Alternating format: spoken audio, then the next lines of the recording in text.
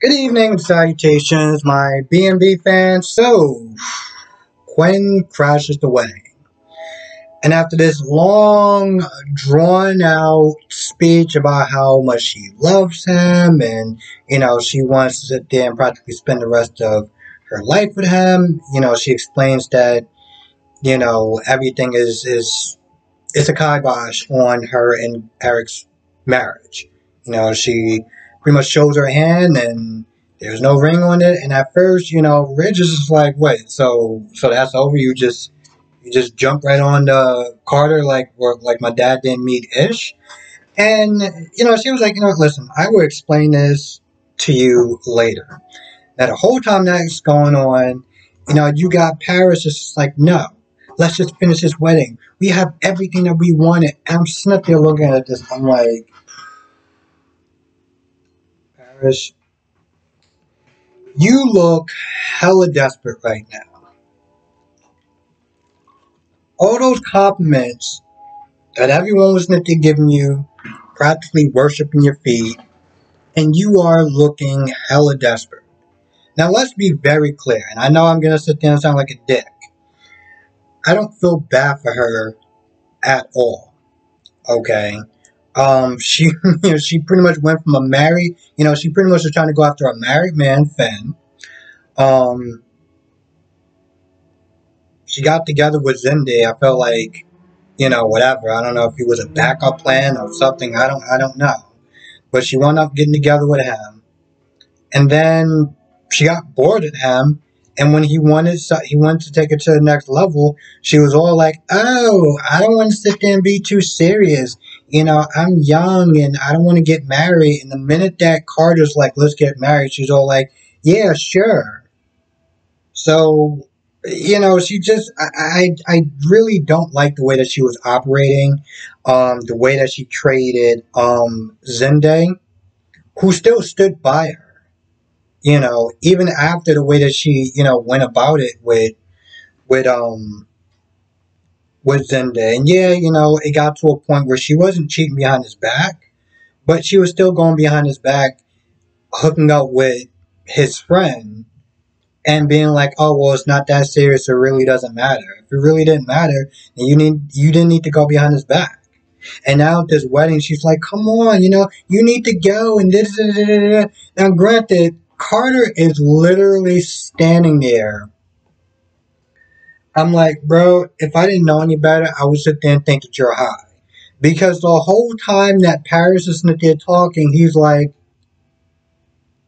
"Yeah, what?" Seriously, I'm just like, you ever seen the acting get so bizarre that you would swear that you're watching some sort of cartoon, and not just any cartoon, like a parody of something.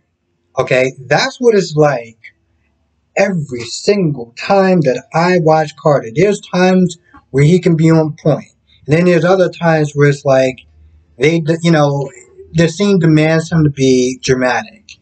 And I don't know what it is about this man's acting, but like he literally just stands there like, I wonder what I'm doing tonight. Maybe I can sit there and do some laundry, catch a game. I have so much stuff to do in the morning. That's the look that he had on his face. Now, granted, he's sitting there thinking about everything that Quinn is saying, but it's almost like if you sat there and you walked up and you knocked on his head, you would swear that no one is there. Now, the whole time, you got Grace, you got Zende. Zende feels bad. Grace, I feel like at this point, she is getting something that, she's getting a miracle, okay? She's getting a miracle. She's getting divine intervention, okay? Because Quinn gets to sit there and take this low-down hustler, because, he's a hustler now. I thought he was a COO or whatever, but he's he's been deemed a hustler, okay? And so at this point, Quinn is going to sit there and take Carter off your daughter's hands and off your hands, and you never really have to sit there and really deal with him. So you should be happy. You should be jumping for joy. You should be doing all of that. I'm pretty sure she's doing backflips in her head. Um, Spencer, well, yeah, Bill Spencer. When Bill was like, "Yep," I think he said something along the lines of, "This is about to get interesting." And right then and there, after Paris is up there begging this man to let's just finish it up, let's just do it, because she's just in all desperate mode. Turns around, he looks at her, kisses her on the hand, he puts his hand on her face, and he turns around, he looks at her. She smiles and he smiles, and they run towards each other, hugging and kissing. Now, I'm just like, man, if this is not the most disrespectful. And granted, I'm not even a fan of this chick for a minute. I'm not even a fan of this chick, but I'm just sitting there just looking at it like, you just embarrassed her in front of her family, her friends, her job. Okay? This is her wedding day.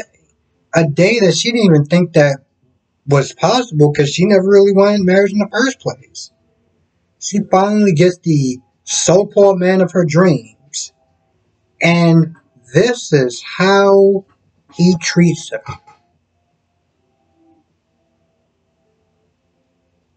This is one of those things where it's like, I'm really trying not to be a dick. I really am trying not to be a dick, but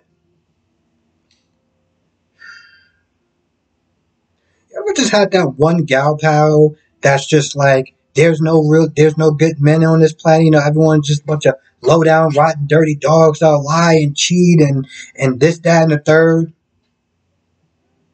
This is because of men like him that treat women, and granted, she's not really that great, but treat women like that. You get enough of those men, and then you turn bitter, and you become that one gal pal that when it's time to go out, when it's time to have fun, you have that one person that's just like, low down, dirty dog. And, the rest of y'all just looking like, man, we're going to have to sit there and find her a boyfriend or a girlfriend or something, because we can't sit there and vibe with that type of energy. Sure. And I know that I joke. But for every joke that I sit there and say, there's a hint of truth in it. That's the sad part. Okay?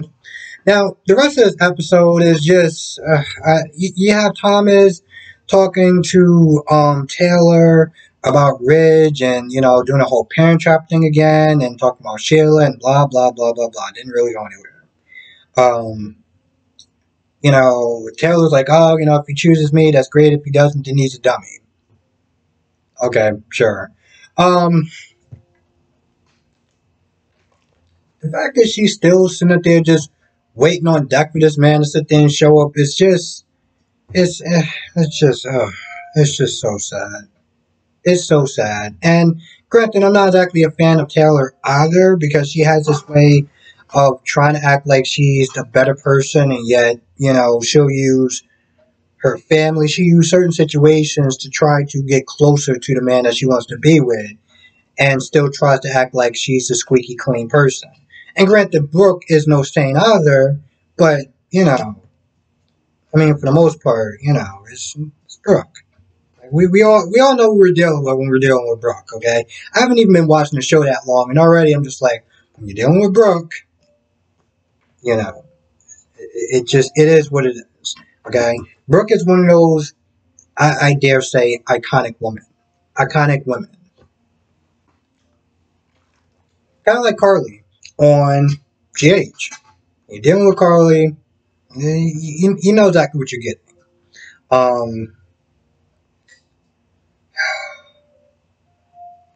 You got Sheila that's, hanging over Finn's bedside, hoping that he wakes up. Why aren't you waking up? You need to wake up. I was like, well, maybe because you shot him. Maybe if you didn't start getting all trigger happy, he wouldn't be in this position. How about that? Just a thought. Oh, I didn't mean to hurt you, Taylor. You drove me to it. It's amazing how the car just kind of got caught on fire out of nowhere before she lost control and hit a pothole or a manhole or whatever the hell it was in LA. I mean, hell, I would have took an earthquake at that point. I don't wish an earthquake on anyone. I'm just saying I would have took something other than just burst of flames that just came out of nowhere. So, just thinking about that, and I'm sitting there thinking, Sheila, at some point he may actually need medicine, and the one person that could sit there and help him, you practically then drove into the river or the ocean or whatever the hell they were at. So, what's your plan? What is your plan, Sheila? Besides monologuing, okay? Besides being a DC character, a DC villain. I know that joke is getting old, but so is her monologuing. And I figured, hell, she's going to continue monologuing, and I'm going to continue with the bad jokes. Now, Donna is there talking about a mystery man being Eric and how happy she is. This, that, and the third. And she justifies her cheating. Okay? She's like, oh, well, we didn't sit there and mean for it to happen, and this, that, and the third. And I'm like, all your happy talk, all you're really doing is justifying your affair. And Katie's like, oh, I'm just so happy for you. I was like, so, but your sister makes bad decisions and bad choices and you support that? Sometimes you kind of wonder why people's lives are the way they are. And it's due to a lot of different factors. Sometimes it's out of your control. Sometimes it's bad choices. And when you have people in your life that, well, encourage those bad choices, I mean, what are you going to do? Now, one of my subscribers was talking to me earlier about Eric, and she was like, it'd be a really good twist if Eric decided to sit there and be like, you know what, I'm just gonna sit there and choose me. I'm not gonna be with either of those women. Just gonna choose me. Problem with Eric is that he can't be alone. Okay, one of the reasons why he took back Quinn is because he couldn't be alone. He felt like the house was empty and he was lonely. And even though that Reg is like, no, we'll visit you, we'll come and see you, it wasn't exactly the same. And just in a lot of different ways. But Eric can't be alone. Now, from what I understand, Eric's history is, well, him cheating, and Donna's history is her cheating. So, I mean, they're together now and they make each other happy now, but, how long is it before one of them decides to step out on the other? People were sitting there saying that, Quinn is better off with Carter because, Eric is no good for him, and, good for her, and, he's going to want to get him cheated on anyway, and he's going to get what he deserves, and yada, yada, yada, and I'm pretty sure in some ways that's all true. Okay? Now, at some point, Paris would probably want to going back to the fall guy, aka Zende, and then they would sit there and take her back with, well, I don't want to sit there and say open arms. I mean, he'll probably make her work for it for a little bit, but, eventually he'll take her back. Or, Thomas is available, so she can go be with Thomas, whatever.